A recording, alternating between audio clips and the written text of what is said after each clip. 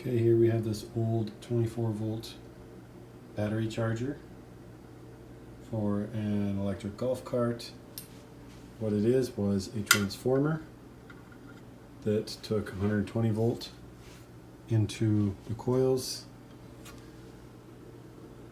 120 volt into the top coil, and of course produced 24 volt out of the bottom, but the 24 volt it produced out of the bottom was still alternating current, not direct current, which is what you need to charge a battery. So the board that was in here, this board that was in there is fried. So we needed something that we can turn AC into DC, and the simplest way to turn AC into DC is with a rectifier. They come in different types, but this one is a high current one, and you can tell by the metal casing that's around it so that you can mount it to a heat sink or thermal paste it to something if it needs to be cooled off. So what we're going to do here is just plug in to our AC. You can see the AC plug right here. You can't wire these up wrong. You can wire these up wrong. So don't wire them up wrong. I'll show you here. AC plug goes there, and then you can see the positive is right there. So the positive for the battery will go there, but that doesn't mean the negative is going to go there and the other AC is going to go here. It's kitty corner. So if you have the one AC over here, you got to put the other AC kitty corner from it. So we'll put the other AC kitty corner from it.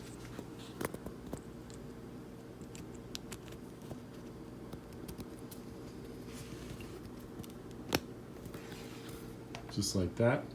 Now we're going to turn on the transformer and we will get the same voltage that's coming in with a slight voltage drop will come out of here, DC, direct current. And then, of course, we will run it to our buck booster. So we'll wire that up and be right back. Before we plug it into our buck booster, we're going to check and make sure everything's okay. So you can see we have a meter hooked up to our leads, and when we read we got 25.9 volts coming out of the transformer. So we're going to hook this into our buck booster,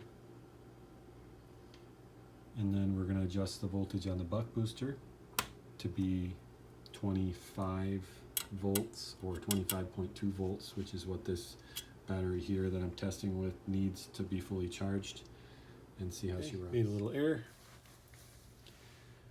I made a little bit of an error. This is not a buck booster, it's just a booster. I can't buck the power back. So this will work on my quad because it boosts it up to 100 volts, and I need about 84 volts. So we'll use this when it comes to the quad, but just for the test battery, we'll set it aside. We'll use this one because it is a buck booster. And here's a little display for you. So we'll show you what it'll do here. So we can hook up, we can set the current. That's the first thing we do on this buck booster, which I think can go up to 5 on this. No, this is the voltage, sorry. We need to go to 25.5.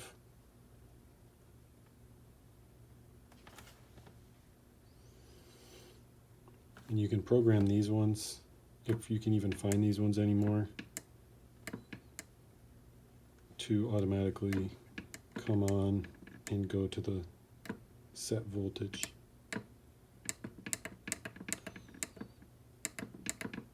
25.2 volts. So if we read it on our meter here,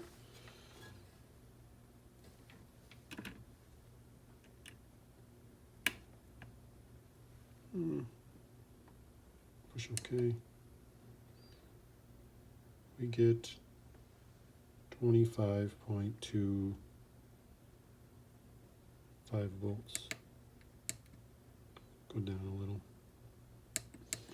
Seems to not be very stable coming right out of this transformer. So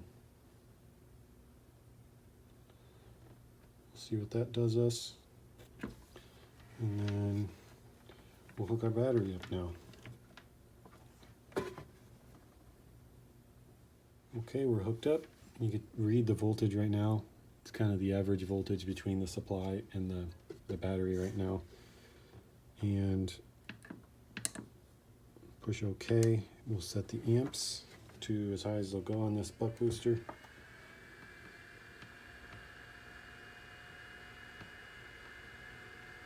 Which seems to be pretty high.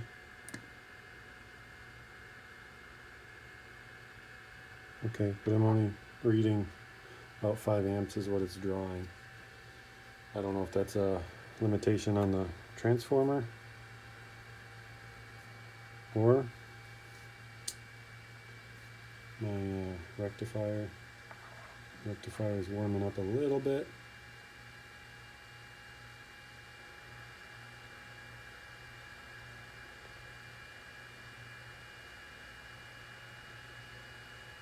I don't know if I'll have to cool this or not. So we'll charge this battery this way, and this is also how we'll charge the quad. Should be able to actually pump out a little more out of this transformer, maybe if I use another wire. So that's our video, and we'll show you once we get it hooked up, our charger hooked up for our quad, and when we get our batteries in on Monday. Okay, I think we're gonna mount this rectifier.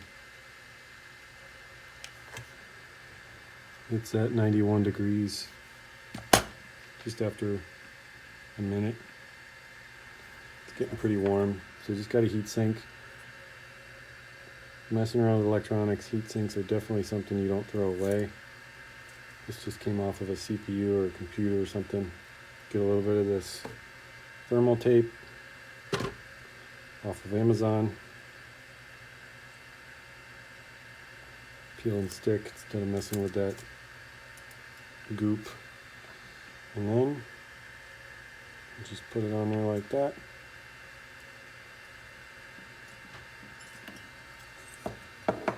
To dissipate the heat some. So that should have, yeah, it's helping a little. I'm sure this thing can get quite a bit hotter than 90 degrees, but there we are. See what current we're drawing. Still about 5 amps. And that's 5 amps of 20 volt.